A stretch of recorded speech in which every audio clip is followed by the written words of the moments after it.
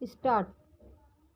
Appeal न्यायालय में इस बात पर अधिक बल दिया है कि चूँकि वसीयतनामा ज़मानिया में पंजीकृत कराया गया, यह एक संदेहात्मक परिस्थिति है और वसीयतदार ने इस संबंध में जो स्पष्टीकरण दिया उस पर स्पष्टीकरण से साक्ष्य में और प्रतिवाद पत्र में अंतर है।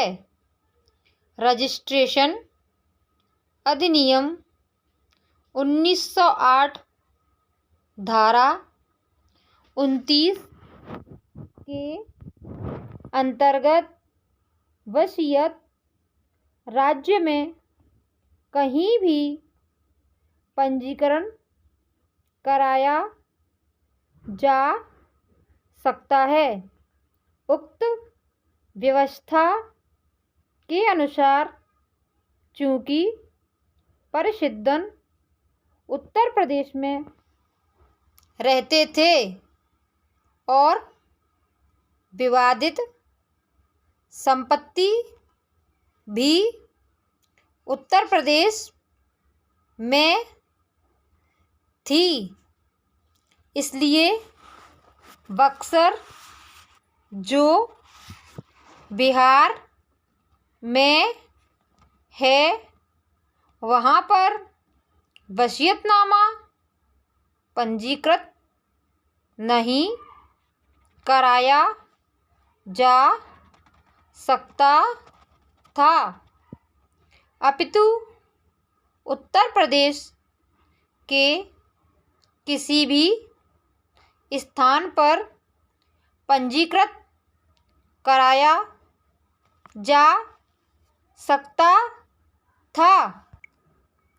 प्रतिवादी ने कहा कि चूँकि बक्सर से ज़मानिया पास था, इसलिए वसीयतनामा ज़मानिया में पंजीकृत करा लिया गया। वादपत्र में वसीयत को इस आधार पर चुनौती दी गई थी कि परिसिद्धन को संपूर्ण संपत्ति मोहम्मदाबाद में स्थित थी, इसलिए वसीयतनामा मोहम्मदाबाद में ही पंजीकृत होना चाहिए। विधि के अनुसार वसीयतनामा राज्य के किसी स्थान पर पंजीकृत कराया जा सकता था, इसलिए मात्र इस आधार पर कि वसीयतनामा मोहम्मदाबाद के स्थान पर ज़मानिया में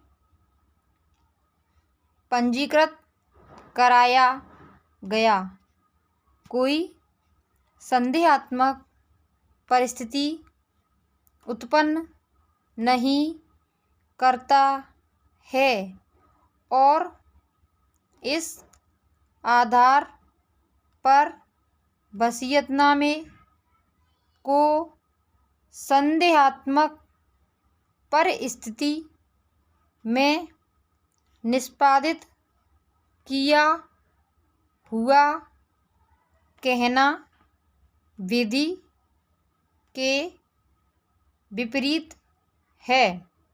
विधि के अनुसार राज्य में कहीं भी वसीयतनामा पंजीकृत कराया जा सकता था।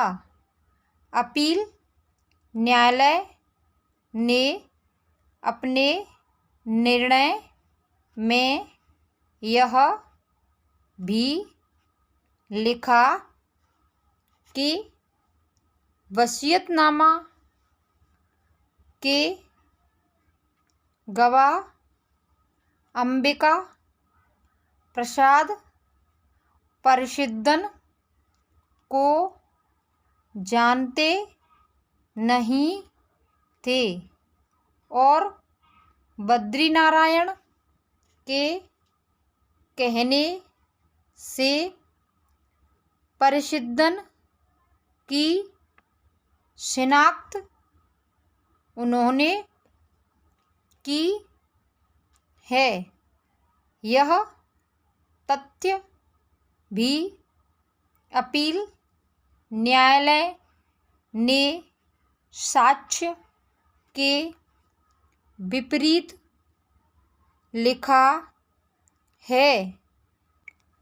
अंबिका प्रसाद के बयान पर विचारण न्यायालय ने भी विचार किया है और विचारण न्यायालय ने यह पाया कि अंबिका प्रसाद ने स्पष्ट रूप से परिसिद्धन की शिनाख्त इस आधार पर की कि वे परिसिद्धन को जानते थे। मैंने अंबिका प्रसाद का बयान पढ़ा। अंबिका प्रसाद ने अपने बयान में स्पष्ट कहा है कि परिसिद्धन से मेरा कोई व्यक्तिगत परिचय नहीं है। वे कभी कभी बद्री नारायण के यहाँ आया करते थे। मैं वहाँ काम करता था, इसलिए उन्हें जानता हूँ। परिसिद्धन की पहचान बद्री नारायण के कहने पर नहीं बल्कि परिसिद्धन के कहने पर किया। पूर्णग्राम पैरा। उक्त साक्ष्य से स्पष्ट है कि अपील न्यायालय ने अपना निष्कर्ष अंबिका प्रसाद का बयान गलत तरीके से पढ़कर निकाला है। उपरोक्त विवेचन से स्पष्ट है कि अपील न्यायालय ने जिन संदेहात्मक परिस्थितियों के आधार पर वसीयतनामा को निरस्त किया है। ताज़ा तरीन अपलोड्स की नोटिफिकेशन हासिल करने के लिए हमारे चैनल को सब्सक्राइब करें और साथ में दिए गए घंटी के निशान को दबाना ना भूलें।